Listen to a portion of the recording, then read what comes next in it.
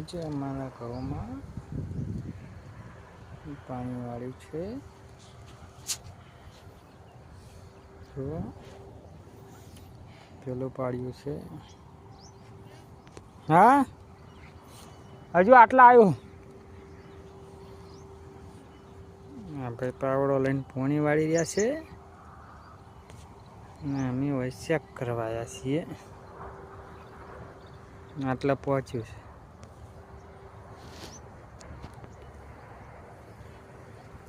પેલા મોહનભાઈ દેહાઈ પોણી વાળીને જઈ રહ્યા છે.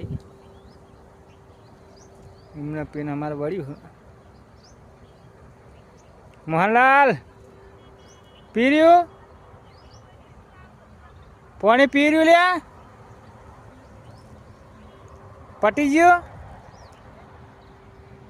અંશુ